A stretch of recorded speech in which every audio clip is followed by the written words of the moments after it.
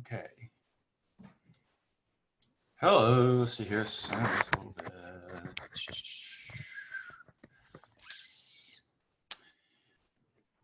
Okay, I'm going to pause, and that's just what it's going to be.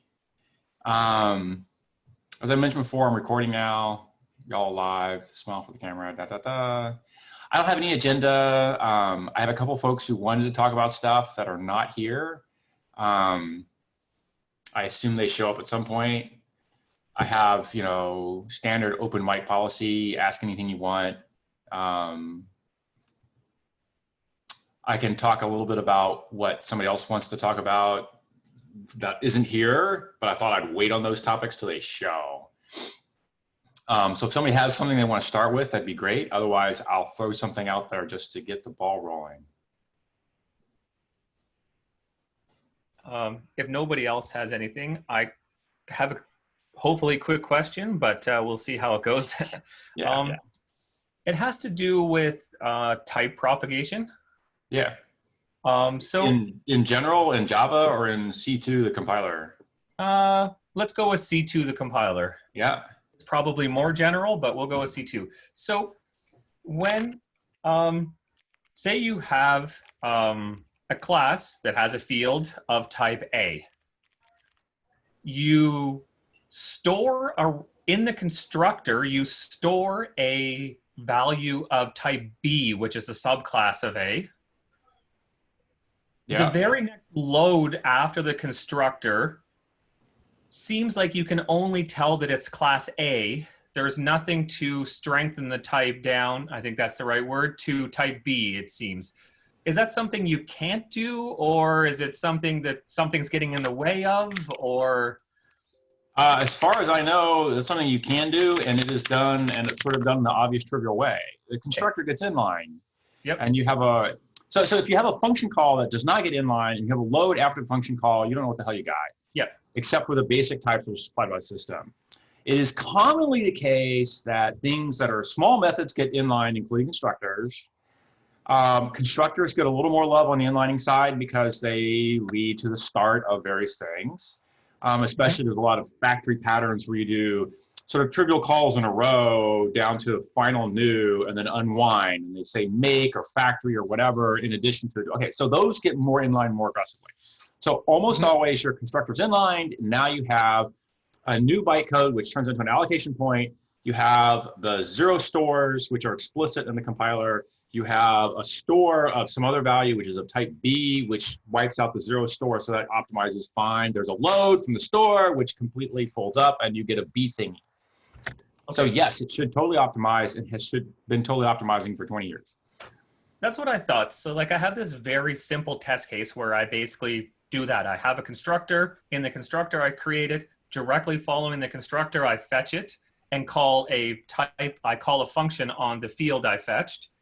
And it always has it as the superclass, or it has it. So I'm not getting the, I can't inline the method at that point. I verified everything else is inline like the constructor. And looking at the graph at that, the IR or whatever at that point, the nodes, I noticed that there's a very specific pattern of phi nodes created that following the initialize. It seems like a really weird pattern to me. It doesn't look normal for other things I've seen. So I'm going to look into it. It seems like somebody may have changed something that we're missing, introduced some extra phis for some reason, but yeah, phi nodes show up at merge points in control flow. Yeah. So you have to have the other half of the merge. Like, what is being merged? In the code you described, there's a straight line piece of code. There's no merge.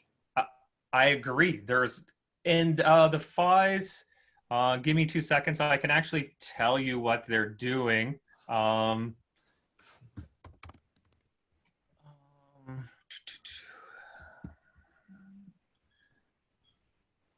Do find the pattern here. So basically, what I notice is the pattern is there's a pattern of phis that all have the other side of the phi is always just a check cast, and that check cast is from the projection of the allocate. And there seems to be this series of 3 of them for some reason. So I'm going to dig into it. There's got to be something weird happening here. You have more going on. Yeah. Like you have some nested classes, and maybe they're, extra Miranda methods that aren't getting folded. I don't think so. What the hell? Check cast on a phi, like auto boxing on ints turns into a load from a cache on one branch. And so the compiler loses his brains and doesn't understand what got loaded. Yeah. So he loses it around auto boxing. So you can get a phi inserted for auto boxing that causes things to run downhill. You can you said one arm of the phi is a check cast, and what's the other arm? Do I have that in my notes right now? 2 or more. So what's the other side? There's always just 2. The other side, I don't have it in my notes right now. I don't want to. Yeah, go figure out why there's a phi there. Yeah. The cast after an allocate is the compiler's notation for what the hell type did I just make. But it doesn't carry any. It doesn't stop loads and stores from doing things. I wonder, I'm going to look. I think maybe the example we have the types might be all inner classes of this class. Hang on, I'm going to admit a person who I don't recognize their Twitter feed, and if they're like spam bot, we'll know shortly. Okay. Most folks I got figured out. So hello, QLR4, could you throw me a chat that says what your name is? I don't recognize your Zoom handle. Yes, and that's wrong on my half because this is Nick. I'm ballas@gmail.com. You're Nick Ballas. Gotcha. Yes. No problem. Let me fix that.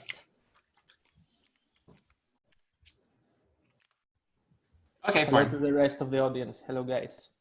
Okay, yeah, and then I ask if you're not saying anything, you mute just so we don't have 27 people with unmuted mics. But you're totally welcome to unmute and ask a question. However, Charlie and I are going back and forth a little bit over why he's trying to figure out why he has a mystery merge and is losing precision and then can't inline. And this is in context of you're doing like JRuby or Jython or? Nope, just general Java code. Like I have the world's most trivial piece of Java code that it's not happening. And now, yeah. I've gone and hacked C2 to actually recognize this particular pattern in the, either in somewhere in the memory nodes, like around the type to get the type. It's like, oh, I see this random thing.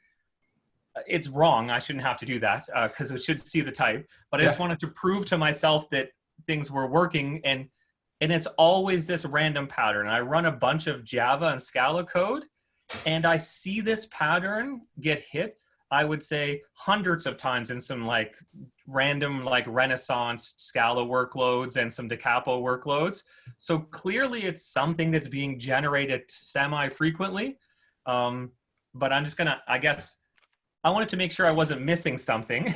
That I was like, to me, it sounds super obvious that this should be happening. And I expect that most times it's caught. But before I invested too much time in digging through this, I was like, I should ask someone else who will tell me if this makes sense. It should get optimized. You have a mystery fee, so sorting that fee may fix your problem. Okay, perfect. Yep. Hi for the new folks. I'm recording.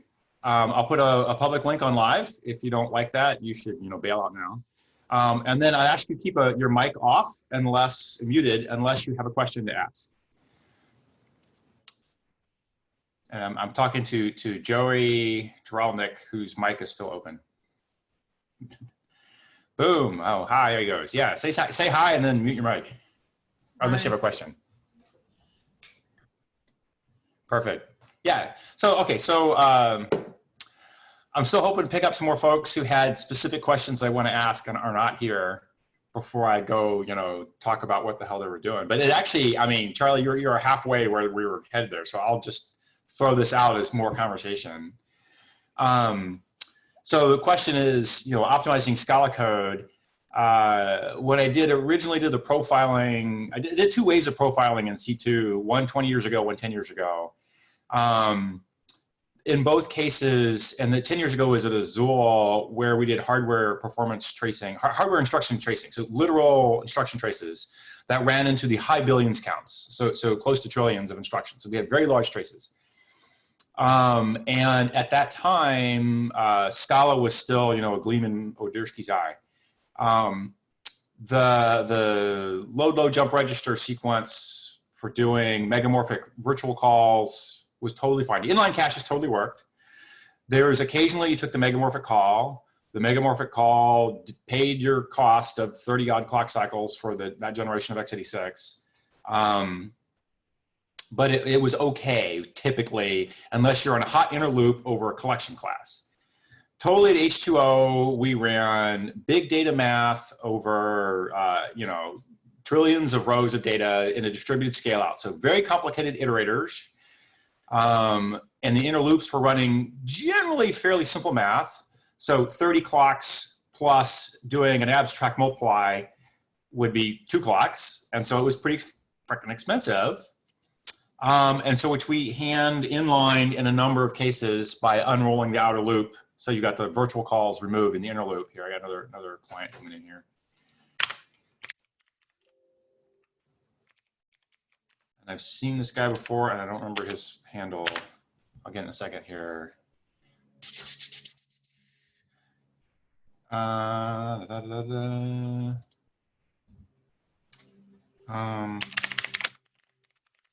Sorry, mechanics here. Fine. So Scala came along and added the notion of megamorphic interface calls in the hot collection loops. So new and different as from when things were optimized and laid out some years ago was you got interface calls and you had high volume count interface calls. So the deal with a load jump register, and it's going megamorphic, has multiple targets. Typically in a collection call, it only goes to 1 target. After the first miss, the hardware picks it up.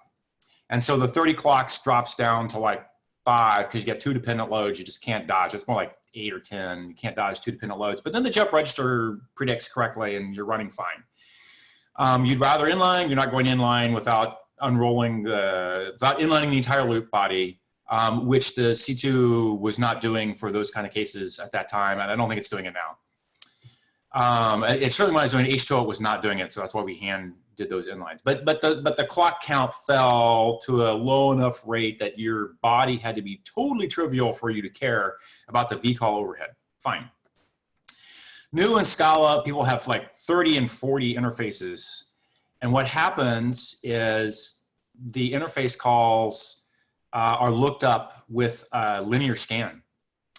So the jet runs along and emits a little stub jump to a place that picks up the base of an array, basically, of all the interfaces, looks at your class and does an equality check against this list of all the other interfaces that are implemented here. And if it gets a hit, he loads the appropriate method code and jumps to it. So you got 20 or 30 guys, then that's another 20 or 30 clocks on top of everything else that probably predicts and hits reasonably well, but that still brings you back around to an expensive call on the inner loop. And if your body is doing a second's worth of work, you don't care. If the body's doing a millisecond's worth, you maybe care. And if the body's pretty small, like it's an, it's a multiply add for a DAXB-ish thing, you care a lot because that's triple the body count or whatever. So new in Scala land, you have this problem of interfaces not being inlined and having a large high count of them. And what do you do about it? So Flavio, who's not here and has been showing up pretty regularly, wanted to talk about this. So I'm going to bring it up now, and he can bring it up again when he shows. One of the issues is simply knowing what interface targets are getting called, actually. So there's a profiling thing that the in-between ditch stage throws out. And in the case of interfaces, it's more difficult to profile because they're not you're not taking one of a base class. You're doing this horrible lookup game. So the issue sort of is you have a call site, you have an endless stream of classes coming into the call site that represent the classes of the object that are being called. It's an online problem. You never see the end of it. You have to optimize on the fly. So you want a profile. How do you write a profiler that collects data from a random stream of calls? If it's random, there's no hope because you have too high accounts. But it's not actually random. It's highly bits and spurts. There's a whole lot of this, then a whole lot of that. And there's maybe, if there's only one, you got it within the inline cache and you were done. In fact, there's only one inline cache win, you probably went to the next step and you did JIT inserted a test and inlined the class and life was good. But in fact, it's 30 of them, but maybe they come in bunches, or maybe there's a really hot one.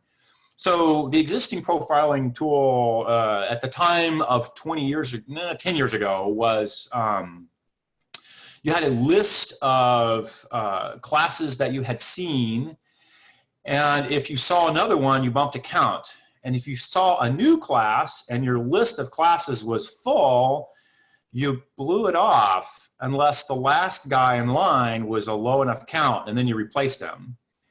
But once you exceeded some threshold, you quit updating the list, and you just counted the guys you had to get a ratio amongst them. That doesn't actually work all that well in a lot of scenarios. So I just described a profiling strategy that has some real weaknesses.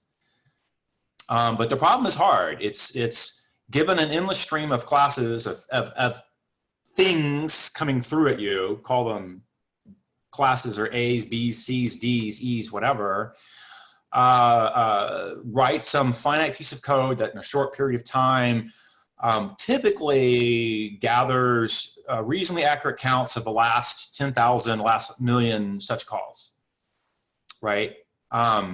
If you have a finite list that you're looking at and you exceed that finite list in your random rotation of classes, somebody can't be in that list. So how many people can't be in that list? Because you're not collecting them all, you don't know who's not in that list. And if you throw somebody out of the list, if you keep throwing them out every time they come around, you'll never get them in the list, and therefore you'll never get a count on them, and you'll always have 0 counts for what could be the hottest method call. So that's a hard problem to sort on. There's a better answer than what Hotspot's doing, but there's no, as far as I know, there's no perfect answer. And this bites everyone who does these high megamorphic call counts.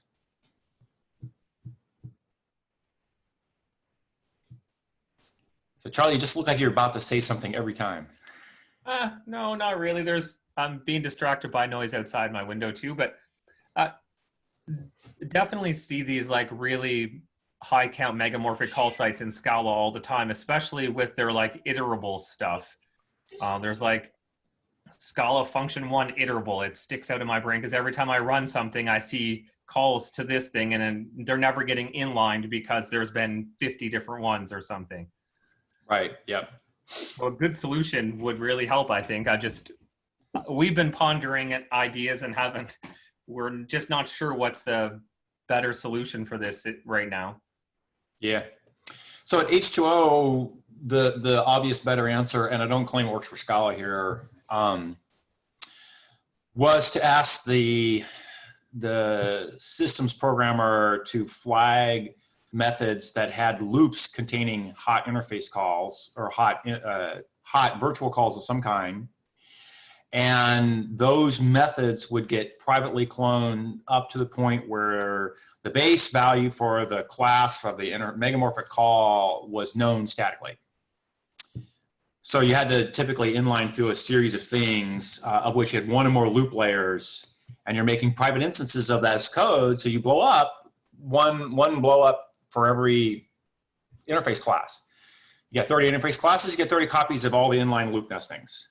But the hot guy in the inner loop is finally known statically. Yeah, so somebody raises their hand, but just it's open mic. Just pop your mic off and say something. So. Okay, hi, this is Nick. I have a question on that because I literally just before the meeting, I finished profiling a problem in a production system. So at the end, even in the previous discussion, previous meeting, we were speaking about most of the times the problem of these megamorphic calls that create, okay, which is I'm calling an interface, and most of the times the implementation class is really difficult, or the list of the classes to search result to many VLOOKUPs. Cliff, do you believe that this is also due to that a lot of people start to favor, or in the past they really favored a lot of inheritance wrongly defined instead of composition? Because at the end, if it is an interface with a concrete class, then that VLOOKUP is almost constant. Correct?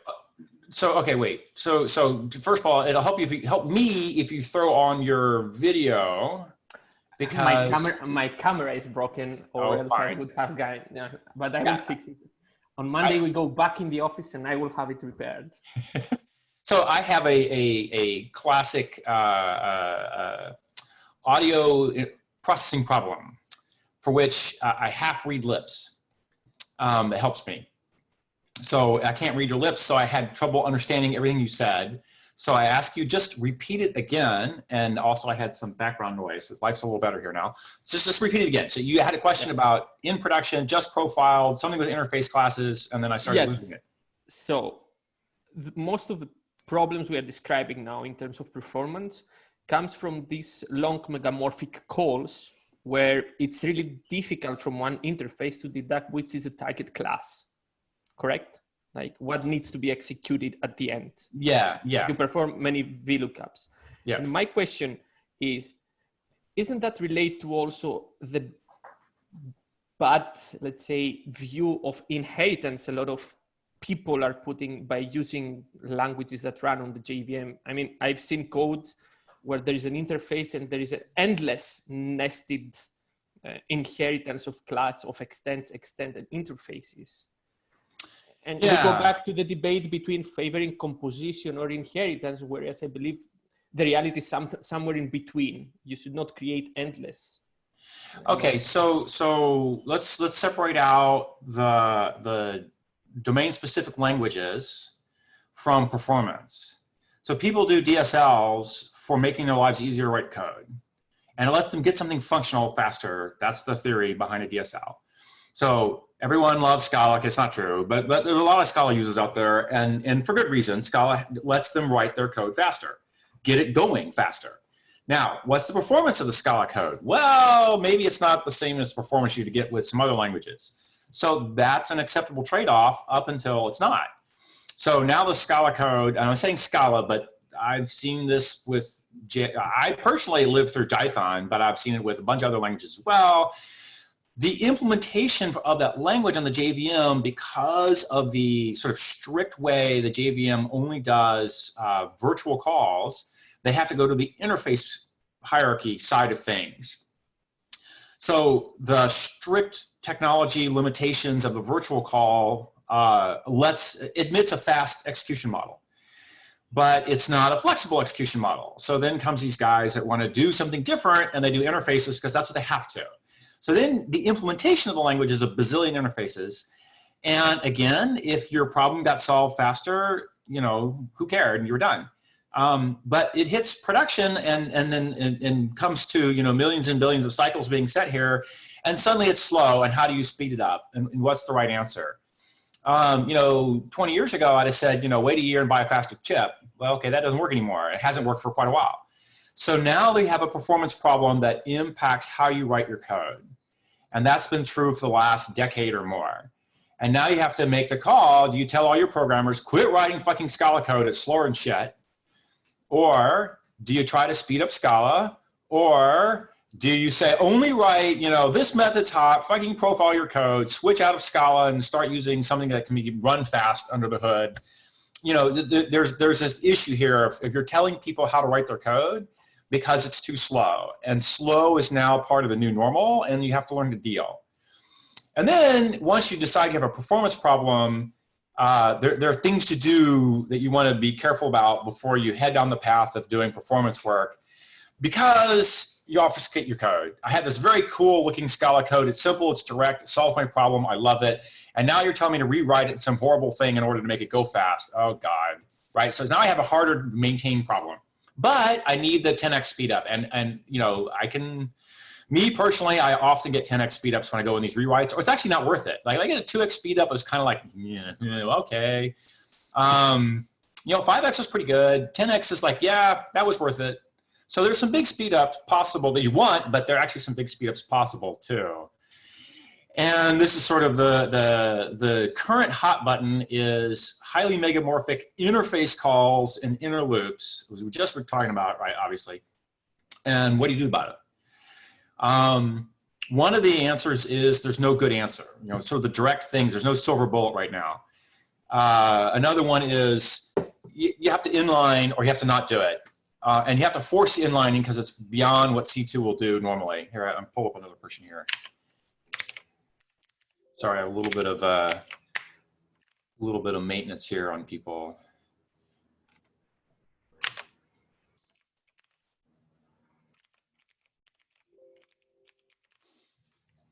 Okay.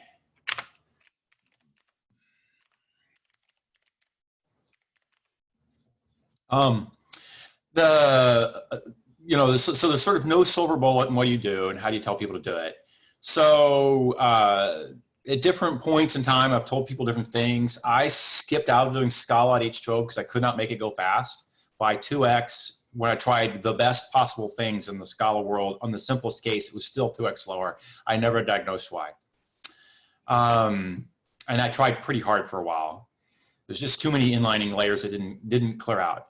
The actual issue you said of having interface extends interface extends interface, that's only an issue if you're trying to figure out the implementation or sometimes for performance, right? So like some machine generated that code. So don't read machine generated code, it sucks. It's like horrifying, like don't read it, it's not worth reading. If you have to read it, it's because you're debugging the generator itself and maybe you know what the hell it's doing. But it's not intended for human consumption. Which you grab a lot of the Java, low-level Java jar tools, Java P and whatever reverse compilers, and they hand you back the machine-generated code, not the Scala code it came from, and it's horrifying to look at. It's not worth looking at it. The problem I have with that lately, Cliff, is that how you will see that in reality. The problem is that many, at least for developers I'm working with, they start using libraries, and when things go south, and then you are asking, okay, it's getting slow. Tell me what is happening. Yeah. And the answer there is, I don't know. I simply introduced this library. And when you say, okay, did you debug it? And then it needs to go down to nifty, dirty things. And a lot of people are afraid of looking there. Okay. And I've seen that happening a lot. So even though I agree with the comment, you don't need it, I can say that, but many times that separates the men from the boys, right? Because it always comes down to, yes, performance is not a problem, it's not a problem. You hit production, what the hell just happened? It's extremely slow suddenly. Right. And when you start asking these questions, it's like you discover several interesting things. So, okay, so there's a couple of things you're headed down here, and this gets into the whole production versus development cycle. I myself am very strict about bringing in new libraries because they bring in new bugs. There are libraries that do something very narrow, very specific, very targeted. I pick them up all the time, but there's a handful only. Most of these people who grab libraries bring in more pain than it's worth. If you're trying to bring in Apache Commons at a bazillion lines of code because you need the damn read a file to the end thing, no, fucking write that one-line piece of code, put it in your own library, do not drag in Apache Commons. Fine. So rant off. You have a performance problem and you're trying to diagnose it. At this point, you have the tension between developer and production that's coming around, and you need to talk to the developers and say, okay, guys, this isn't working. So one aspect of this problem is that the developers typically can't put out the load that the production sees. So they can't do development can't do production work, profiling work at their desk. That's reasonable. They run it on some tiny test case that they have available on their tiny machine, and it does what it does, and they like, yeah, it's fast enough, good, done. I've run a number of small startups doing high performance work, and always the rule is the devs at their desk have to be able to hammer it the way the production hammers it. And if they can't, then I've screwed up. So this gets around to saying basically your devs need to have a way to apply a realistic load. If you have performance problems in production, the devs have to feel that pain. because you'll never get it by unwinding what the devs are doing to make it functional in production. It's not going to happen. They'll just keep adding on the grief because they don't feel the pain. So you have to push this uphill to your devs, or it's just not going to work. There's a limited set of things you can do without a wholesale rewrite in the production side of things. So you can screw around with GC settings, you can screw around with less load on the servers and more memory and whatever. But if the devs are doing the wrong things, you'll never get ahead of that curve. You have to push back. And for the devs to be realistically able to take that pushback and action on it, they have to be able to replicate your problem. So they have to be able to replicate the production grief. And that means you have to boil a production problem down to something a dev can walk off to his desk with and pick it up and run it and put it aside, pick it up and run it and put it aside when he's doing his other work. And so that's a work on the production side to bake up a realistically tough test case that has time in it. So production's about getting shit done in a unit amount of time. Right? It's either low latency or it's response period, or I have to get the end of day done, or I have to return a web page in a certain SLA. Those numbers, those metrics have to be baked into the test that you push onto the devs. Here's a million billion web requests against a toy database that's not going to get loaded, that you have a private way to, so it doesn't hit the main one. And I demand latency of the following kind, and the test is going to run for 30 minutes. Okay, it sucks to run a 30-minute test as a dev. But if they don't get a number that's realistic because they didn't bake it long enough for the GC to boil over and start doing endless full GC cycles because perm gen's full, where the fuck's going wrong, they'll never see it. They'll never feel the pain. You have to push it back to the devs, and you have to make it easy to then consume and get to the pain point. I just wanted to throw it also out to the community here. If like people feel the same pain several times, or I need to work on my team. Only that. Yeah, I mean, I've certainly seen this before too. It's just that, you know, when you're a software developer working on a product, you know, you have many things to think about, and performance is usually not one of them at most organizations, and it's not part of the job in terms of, you know, what most developers do for making sure they implement their features and all of that stuff. And as Cliff said, often they just don't have the tooling. There's no way for them to even know. They wrote some code and, you know, you come back and say, well, this code is slow. It's like, how are they supposed to know? And most developers are thinking about algorithms. They're thinking about what the product is supposed to do. They're not thinking about, you know, what the VM is doing. And that's why it's, you know, it's kind of a different discipline.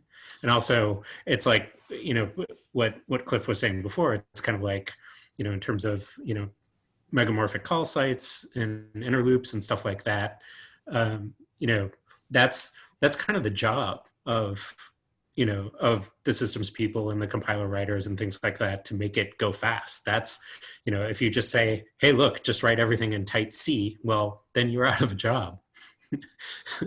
I mean, it's kind of like, you know, it's your job to take this code that is written correctly and try to make it go fast. But it's not, you know, it's a negotiation between the two. Because there are things that you can write that you just cannot go fast. And there are small algorithm changes that can bring a 10x or 100x speed ups. So it's a back and forth. And you were saying like it's a systems whatever job, or it's a compiler writer's job, whatever. I think that's the wrong metric. The metric is, there's a business decision that says I need a response time of X. And so time is part of the equation, right? And so you want to start it from, here's the business call, bring it down to, that turns into time, and the devs have no way to force the time issue. And that's what they're missing, a way to see that it got slow, and it got slow enough that it mattered, that they fell over the time budget, right? And so you need to bring it in from a business call, which sometimes makes all the difference in the world on how much time matters, down to its time, usually, is the missing piece the devs don't get, down to the devs can replicate the time problem at their desk. And then you'll see the impact of people, you know, thinking about the problem and working on it. And there's lots and lots of stuff at that point that the devs can do that a guy in production is not going to do without becoming a dev and rewriting the code for performance. Isn't part of a reasonable part of language design, though, also focusing on what constructs you know how to compile efficiently? No, and yes and no. So there are, in all current accepted modern languages, there are paradigms that people will code into that will boil down efficiently in the small, and in the large will like suck hugely, for which a minor change can make it run really fast. And I'll give you an example. So suppose I'm going to load, and I did this example last go around, people have all heard this. I'm going to load a FinTech data file and do processing on FinTech data. I got 1 billion. Okay, your mic is off and you're saying something. Were you talking to a Fin? I was intentionally talking to people in the background. Fine, okay, no problem. Yeah, okay, suppose I'm reading a data file that's a terabyte in size, and I'm going to process it. And it's a bunch of lines of a CSV file that I'm just going to break it up into columns and pull out a handful of 20, 30 columns out of this thing and do some simple math. And it's all going to be bound by the time it takes to read the thing in, except that it's been cached by the OS and it's all going to be memory to memory only. And how fast can that go? So if I do it in Java by saying buffered readline.readline, string split, pull out the columns I want, do int conversions and adds, I get a particular speed out. And this writing of this code this way is very simple and easy. Turns out that if you buffered readline, what happens is the data got read from an OS buffer to a network byte buffer. It got expanded from 1 byte each to 2 bytes into a new string. The new string was never in my cache and has never been in my cache since the last GC cycle. Guaranteed 100% cache miss. I read the line, I process it, and then I throw that string away, and it's in my cache. So then it has to get pushed out. So for every byte of data I'm reading, I get 2 bytes of empty string read in from memory and 2 bytes of dead string written out.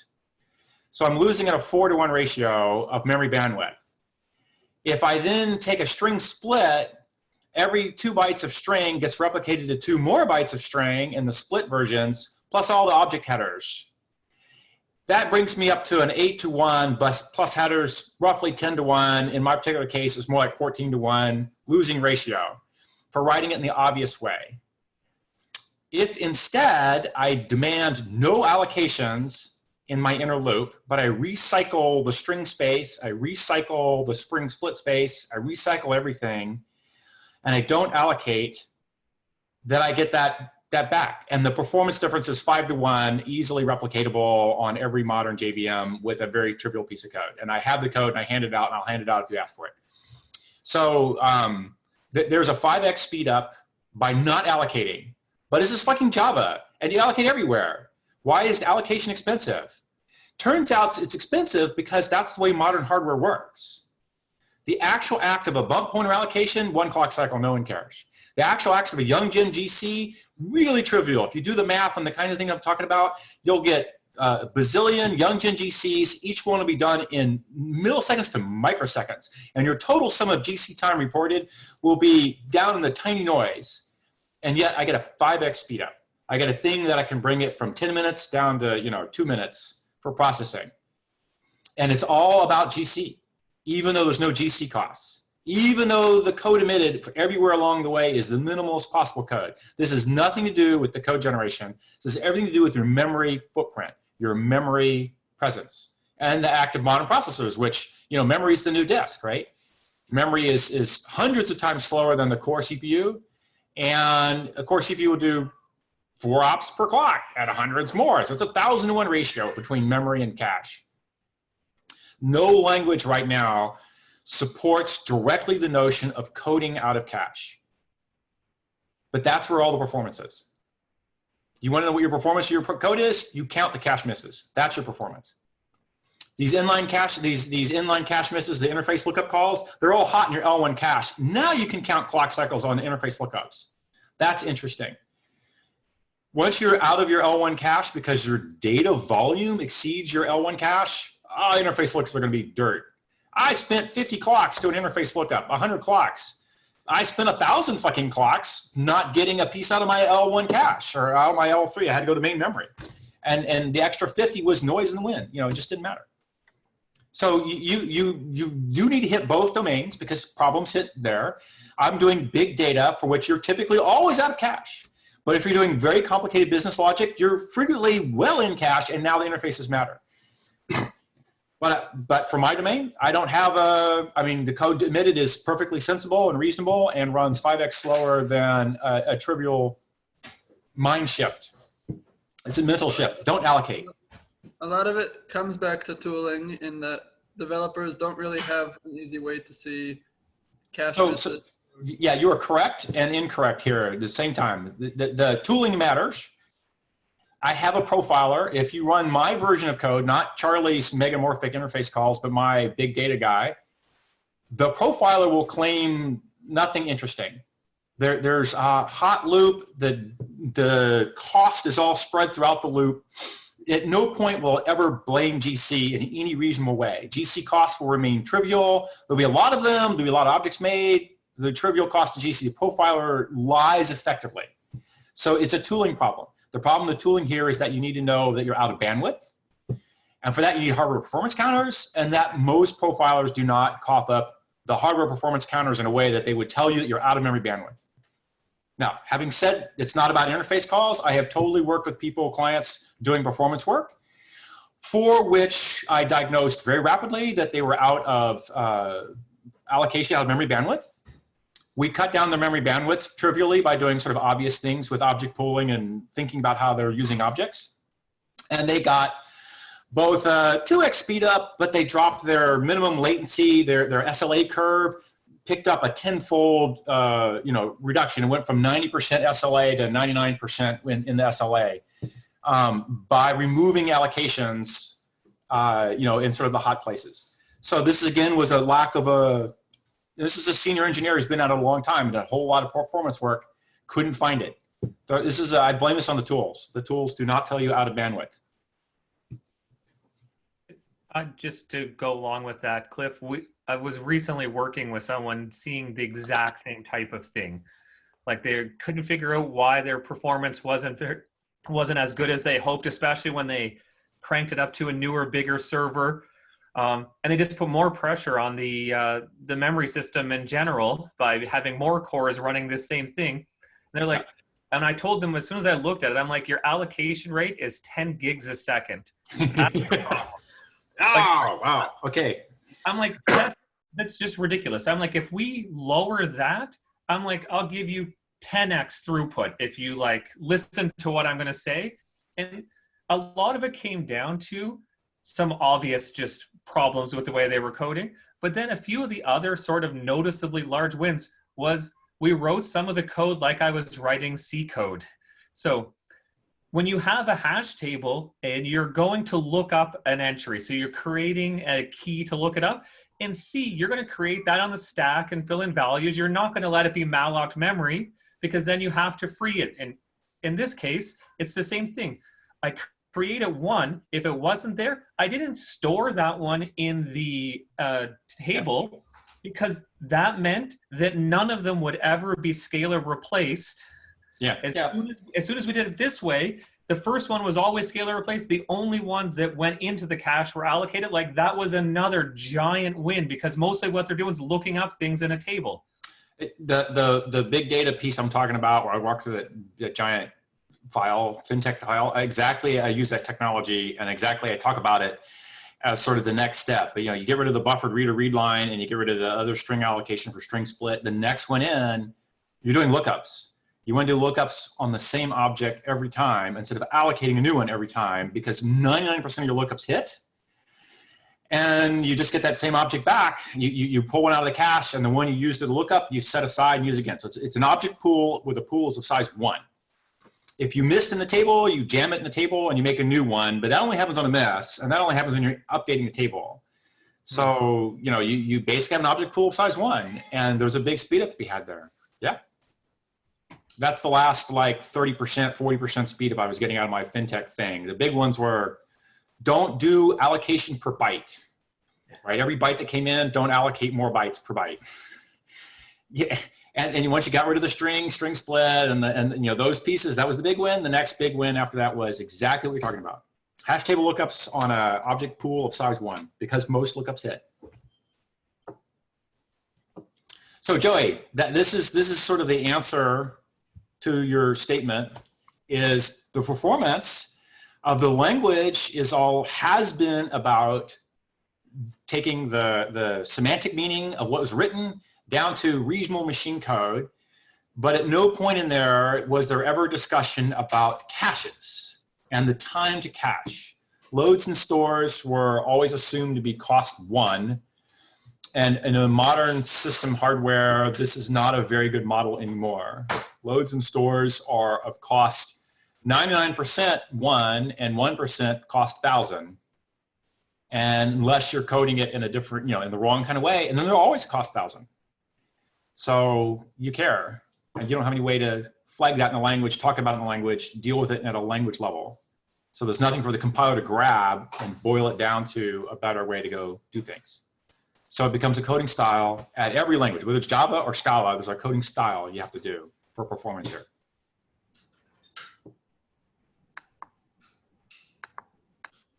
And Joey, you're typing. Oh, you go. Fine. Cameron, you're going to say something? Yeah, I was earlier. I was just going to say, out of a couple hundred applications I've looked at that had performance issues, only one of them was even remotely CPU bound. So, when you're talking business logic and bottlenecks, it's almost never an issue of cache or anything like that. So if you've gotten that far, you're already past the 99.99% mark. I mean, it's almost always a database query or something stupid. Yeah, I learned my lesson on that a long time ago, and in the last, in startups, the first thing I do is I remove the database. And people look at me funny, and you can't do that, and totally I can, I totally do, and I remove it, and everything gets 10x faster, and a lot more repeatable and reliable. I removed a few databases. Yeah. But the other thing I was going to say is when you're a developer testing and you go to your desktop and your desktop is running a CPU that's dramatically faster than what the database machine is running, and you've got 4 rows of data in your database. Yeah. It's like everything, your entire database is in L1 cache. Like, screw everything else. You're not going to get any real numbers.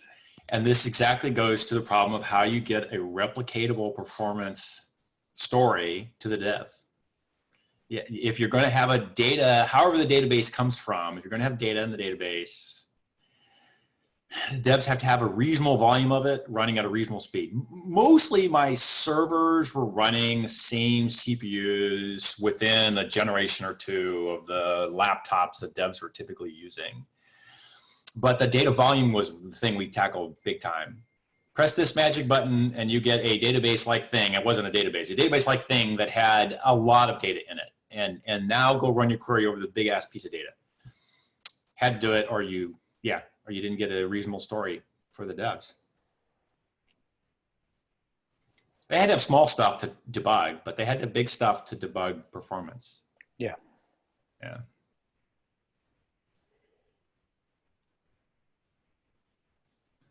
Okay, anyone got I have another thing, Cliff, the things we discussed over Twitter that I didn't manage to attend to the previous calls.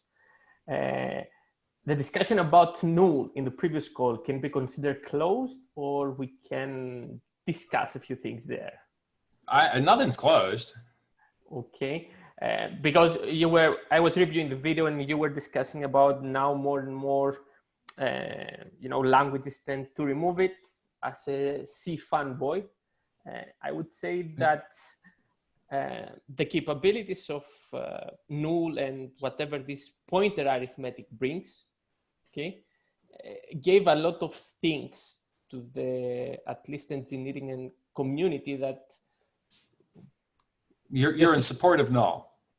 Yes, I have to admit, I'm that kind of guy. Yes. Okay, fine. Yeah, I'm in support of null, and not everyone here is. Okay. Because one of the topics that were not extensively discussed is exactly what is that pointer arithmetic, and how cool that void pointer is at the end of the day. Yeah. Yeah. So type safety and yada yada. Void star is polymorphism without type safety. Yes. And that's the C answer. Java, you can do object, which is basically a void star, and you just have to check cast. So you're required to do a test. The test is often very cheap if you're doing it with that kind of thing. If you look back at the generics erasure thing, there's casts that the JIT emits. They're fairly cheap, but it emits casts. Let's be clear though. The problem isn't null. Like when you look at C, the problem isn't that you can have a pointer 0. The problem is you dereference it, right? So the fact that C allows you to write one line of code that seg faults, or in the olden days would kill the entire machine. I mean, that's bullshit, right? And you get to Java and it's like, oh, well, you can't seg fault now because you dereference null and you get an exception. You get an NPE instead. But any reasonable type system would prevent you from doing that. So the problem isn't the null. The problem is the compiler is perfectly happy to allow you to dereference it, and that's idiotic. I agree. And you'll get like Kotlin and Elm, and I guess what you're looking on, XTC Lang. So much of these languages where they just disallow dereferencing a null. You can't have an NPE anymore. Well, it's not actually, we allow you to dereference null because it's just an object. Null is an object. What do you get back? Well, it depends which method you call. If you call toString, it'll tell you it's null. I mean, it's an enumeration. It's one line of code. It's enum space nullable open curly. Right. But if I have a null or complicated thingy, and I make complicated method call against null or complicated thingy, what do I get? Well, compiler error, because null doesn't have that method. But if you call toString on it, it would work. Or if you call any method that's on both. Yeah, both works. That's fine. Yeah, I get it. Right. So summary, you can do things with null in the type system to make it palatable and not have just egregious, like stupid mistakes being made. Yeah, it's actually not that. I mean, it's a couple 100,000 lines of code, but it wasn't that hard. Okay. I think our approaches for how we're handling with null are in alignment at the high level goal, and implementation wise, we're doing two different sort of technologies under the hood, but I think the end goal is the same. End goal is that the CPU at compile time has billions and billions of process cycles that it wants to use to make your life better. Yeah. So why not use them? Right. The language should handle getting rid of NPE. I think that's entirely fair. Yeah, I was almost about to submit a flame last night. Fortunately, I stopped myself on some stupid thread about single pass compilers. It's like, why would you even want to build a single pass compiler? Like, what developer do you hate that badly that you would build a single pass compiler? Hotspot has long had a single pass compiler. From source. Yeah. Oh, not from source. From bytecodes. Right. From bytecodes. And that was, early versions of the C1 compiler. People who do template style stage 0 cogen will do a single pass compiler. JavaScript does this. So once you get past the first stage and you're doing the next round, it's multi-stages. Not do type systems. For me, doing type systems, I'm close to single pass. I can almost get everything in one pass. And it's not the goal to do it in one pass, so I'm not trying that hard, but it's the technology I'm using admits to something almost single pass. There's actually a hard requirement on 2 where the passes don't do a whole lot more, but I have to have a second one. But I don't need any more than that. But again, that's not the goal. The goal is to make life for the programmers easier.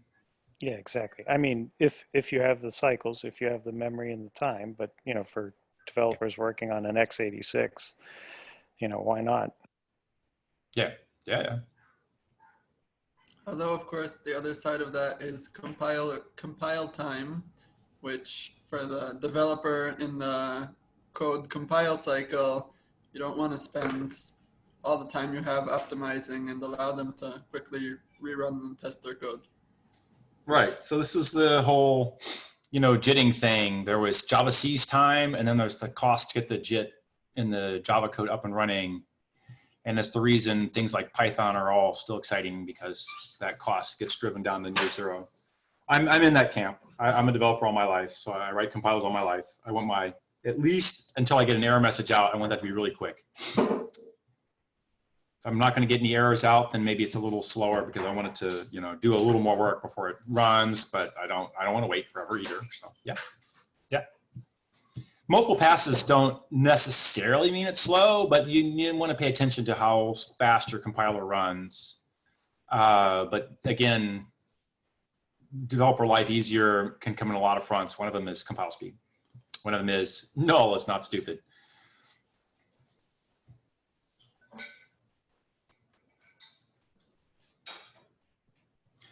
Anyone else? We're about at a full hour. I missed some of my one of my couple questions from people that didn't show. I'm hoping they'll show next go round. And we'll have another discussion here. Like I threw out that profiling on interface problem. That's an open question, and I have a proposed solution, but I want to see if anyone else can throw something out on that one. So what's that one? Oh, you might have missed. Okay, so academically, if you will, I have a call site, and I get an endless stream of classes run by the call site. I want to profile in the first tier compilation enough stuff to do something intelligent on the second tier. It's online. I never get to see the end. I never get to repeat it. In the olden days, let's call it pre-Scala, the shape of the curve there of the set of classes that come by was typically either you never got called, you get called with one class only ever, you got called with 20 to 40 classes. One of those three paradigms showed up. So with very low cost to emit code and very low cost to execute the code, profile and discover which of those three paradigms you're in, and then you emit code that says, jump to the interpreter because I've never been here, or it's the one guy and maybe I have to test, maybe I don't, I can just prove it, and then I inline him. Or I do a megamorphic virtual call, it goes load, jump register. And that takes 30 clocks, and I'm off into one of 20, 30, 40 targets. Okay, new in the interface land, and the megamorphic calls are rare. So new in the land of Scala, really. Interface calls are common. Megamorphic interface calls are common. They're hot in hot inner loops. They have a large count of targets they jump to in the hot inner loop. But in any one inner loop execution, maybe only one guy is predominant. But as soon as I call that function from a different call path, I have a different hot method in the inner loop. What's the right profiling technology?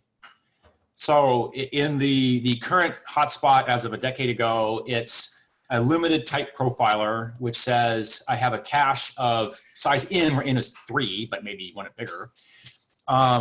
If a class rolls along, I look at my cache. If I miss in my cache, I jam it in. If it's in my cache, I bump the count. If my cache gets full and a new one comes along, what the hell do I do? So I think hotspot actually throws out the last guy in the cache and sets this count to 1. Which means I actually only ever grab the top 2 guys that ever rolled around if they got caught past the first few goes, and everyone else 3 and below I didn't catch.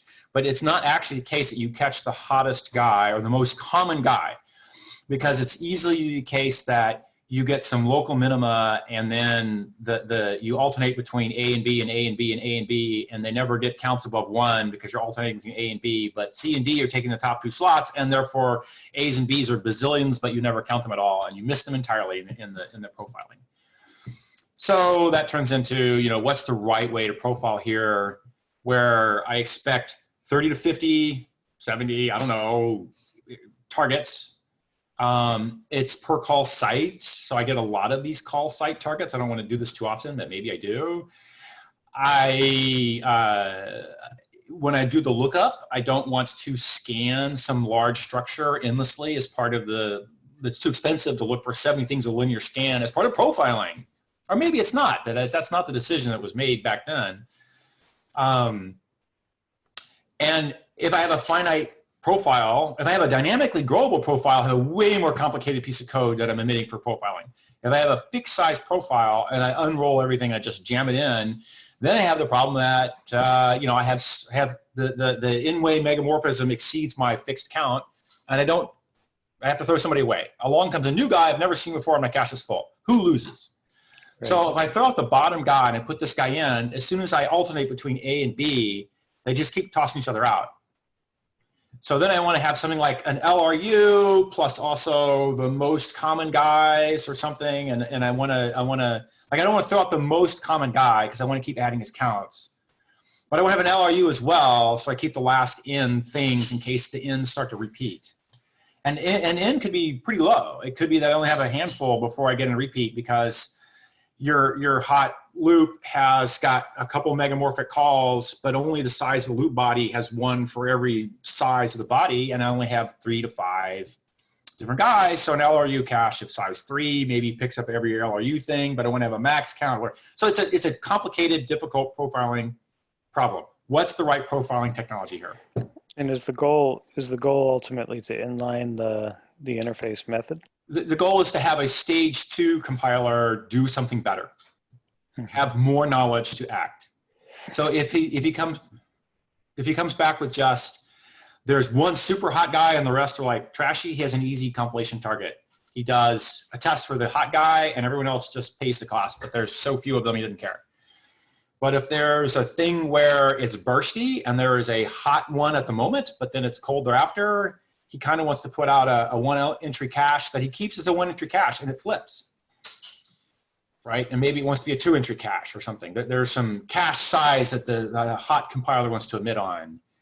And then there's another one that says, hey, it's super hot and it's the same guy, but it's a different guy for each of the different loops. But if I inline deep enough, I can turn it into a static call and I replicate these nested loops so the hot inner loop has a single target, but I know it statically, and therefore I can inline it and do all my loop invariant code motion, get good code out, shit like that. So there's things you want to hand the next stage of compilation enough data that it can do an intelligent decision. One thing you can do is you can move the statistics from the call site itself into a dedicated preamble on the destination. So, for example, if you're dealing with a hot spot, you have each endpoint actually collect the statistics on its own. So you don't know the size of the table because the table is actually the endpoints themselves. So when you say endpoints, so I have a caller and a callee. Yeah, the endpoint is the callee. Exactly. Okay. So yeah. Oh, you're putting on the callee. So the way that's the way I've attacked it before is basically, so the callee might have 10 different ways to get into the code in the function that's being called, 10 different pointers that get to the same code. Okay, so the problem with putting the callee is he doesn't know who called him, so he doesn't know where it came from. That's right, but when you're optimizing for a single call site, you create a preamble on the callee for that call site, so it's dedicated preamble. So you're gathering the data, right. So you're making a more complicated life for the callee. He has to take like the return PC and reverse it to the call site and use that in the lookup to discover here's the dedicated preamble for that call site. Whereas if you put it on the call site, the call site knows where he's coming, where he's at, but he doesn't know where he's going to, and he has to do the lookup on where he's going to.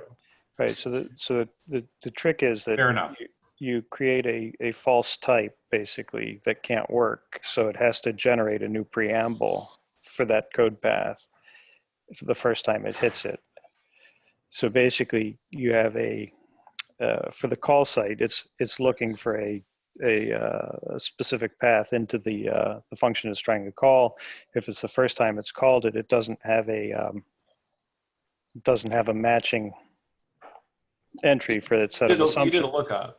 Yeah, okay. So let me up level this just really quick and then you can go back. There's an n-squared call graph edge problem. And if you put only stats at the caller or only at the callee, you don't solve the n-squared problem. And so you're trying to put you put stats on the edge of the call graph and not at the caller or the callee. Yes, exactly. Whoever put it in the chat. Path profiling on call edges. Yes, but call graph edges, not control flow graph edges. That's the correct paper. But we're talking about our first stage compiler, which is pretty stupid. So he's not going to do any fancy optimizations here. So you do it with a bad thing, and you admit that the first stage compiler is 50% slower than the next guy. Right. Yeah. Okay. Fine. So that gives you edge stats, which is probably actually pretty helpful. Well, for that type of problem, I think it would be helpful. Yeah. Yeah. C2 is only collecting caller or callee, but not edge. He does inline and get private stats per inline. So he distributes the callers and gets a little bit more refinement on the edges by doing the inlining on the first level of inlining, but that's the limit of the inlining smarts. So if he chooses not to inline, you don't get profiling. In the first stage, chooses not to inline, you don't get profiling along that edge directly. So then all those results get obfuscated with all the other results, and suddenly you don't have enough data to do a good job in the next layer. Yeah, there's an argument there that maybe it says you actually want to have yet another layer to handle these interface calls where you decide you don't know yet and you need more profiling. Yuck. Well, and I particularly dislike the vtable style to start with the basically single vtable per object that C++ minus minus the multiple inheritance hacks uses. That's what Hotspot does for the same reason. It's cheap and efficient. It's cheap and efficient until you're trying to solve a problem like this. Yeah. Yeah, I agree. Because if you have a custom vtable per interface, then your worst case, you don't go through your megamorphic lookup, but all you do is you use the vtable that's specific to that interface. It's a set offset, yeah. Right. And you're done. It requires more like a fat pointer to implement it, but. Yeah, well, and you have to have a dynamically adjustable tables and table lookup codes. One of the issues with the current vtable scheme is that we can add classes to the system and don't have to rejit all the existing code unless specifically you're picking up a call to the possible target. All the existing subclass vcall checks all work except for there. Whereas if you add and if you add interfaces, this is also still true. You can implement a new interface and the existing guys still work without being rejected, even if they pick up the new interface, because they pick up the new interface table. They pick up the entry interface pernicious. Table. Yeah, Java's particularly pernicious with this because it allows you to piecemeal discover new code. So every millisecond, you can be discovering a new piece of code that completely changes the sets of assumptions used for jitting the stuff you just jitted a millisecond ago, which is, to me, a freaking nightmare. Yep. Well, we solved it well for the virtual call, and it's less well solved for the interface side. It was solvable. You solved it pretty close to as well as it could be solved, given those assumptions. Yeah, exactly. Yeah. But the consequence is that the interface lookups don't do anything clever because the atomic rewrite of those tables such that everyone gets them at the same time and not mid-call is actually pretty painful.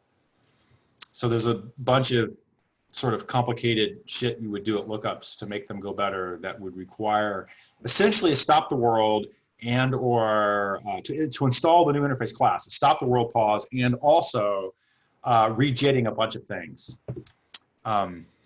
That's the sort of the bad news. So that's didn't happen or hasn't happened. Maybe it does at some point. Or maybe there's another technology. How do you add classes lazily? I think adding classes lazily is still highly useful and should continue to be the case. It's not. I'm not opposed to the closed world assumption, but I see the light and the joy in the open world assumption. But I don't know how to add interfaces efficiently right now. What I'd say is that you do it in a predictable manner. So when you add a class, it's some sort of, fundamental state change as opposed to an accidental side effect of calling a method that hadn't gotten called before. Okay. Oh, I see. No.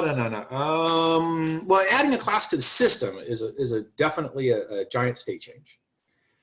Adding a class to a possible set of targets at a call set that was JITted is a little more problematic.